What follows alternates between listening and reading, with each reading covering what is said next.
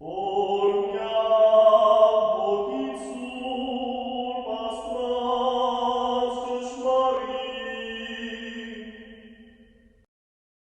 priests don't fall from heaven. Priests come from amongst our own. And we need to, at every level of the operation of the church, from the primate, and then trickling down as well through our parishes, our local parishes, and their leadership.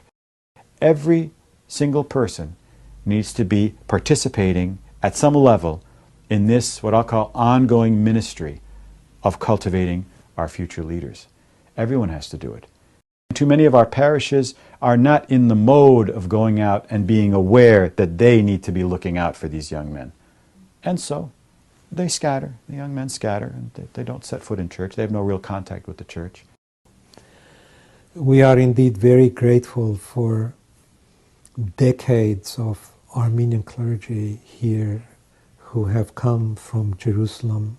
But it's not quite the same as having a young man born here, trained in our American schools, and who feels very much at home in his home parish and who understands his immediate community and circumstances and can minister to them. Because if we don't minister to them in that way here in North America, there are many competing churches who could readily fill that need, and we lose our people. We need to be a church whose primary task is cultivating within itself and from among its own our future leaders, particularly our future priests. That's a culture change. That's a culture change. We're not used to thinking that way. Something as simple as going up to the young man after the Divine Liturgy, after the Badak, and saying, you sang that well, or you read that well, or you chanted that well, really goes a long way. It's something like being on a sports team when a young child is commended after the game. You know how good they feel. It's no different at the altar. These young men are there to serve, but they also need a little bit of encouragement. And a layperson can make a big difference. Very often, the one being called is the last one to realize that he's being called. I know as a young boy, people would come up to me and say, well, you know, have you ever thought of being a priest? You should think about being a priest. I think you'd make a good priest. And I think to myself, this is crazy. Where's this coming from? And I know a lot of my brother clergy have had that kind of an experience. And, you know, the young man is kind of caught off guard and surprised because he's never contemplated such a thing. But God can work through these kinds of people.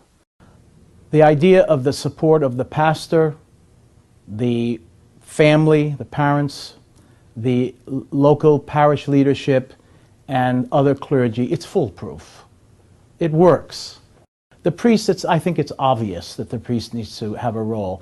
And parental support, family support is also very important, and the role of other clergy as well. But when a young person hears from a lay person, those who one day may in fact become their parishioners, that they see something in him that is worth pursuing and encouraging, I think that is really something that young man will take note of and take seriously.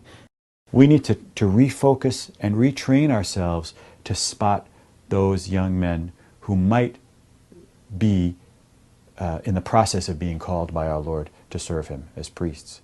When we see that and we sense something good in that young man, we need to go and encourage that. We need to fertilize that. We need to water that. And how do you do that? You do that by going up to that young man and saying, "Das, what a good job. I can't tell you how much I love to see you serving at the altar. You do it with such seriousness. You do it with such devotion. That's a wonderful thing. Keep up the good work. And maybe you should think about preparing to be ordained a deacon. And maybe, who knows, maybe God's calling you to be a priest." I wonder how many people have ever said that to a young man, honestly. And I'm not saying it to say it to every young man. Not every young man's being called to be a priest. But if we can train ourselves to spot those young men, and we trust our senses to spot something good and pure and serious in a young man who may be actually in the process of being called by God, to lift that young man up. And who knows what this will bring forward. The harvest can be great, and I believe that with all of us working together, with the support of the parents, with the leadership of the lay people on parish council, Dasan delegates, the Sunday school teachers, Armenian school teachers, all working at this together, I believe that we can secure the future of our church in this diocese, in the world, with the needed number of clergymen to serve and to minister to our people. So it is my responsibility, it is your responsibility to encourage, to inspire young men in your families, in your parishes, in your communities, to hear God's call and to respond. I can only say that it has been an honor to serve the people, to serve God.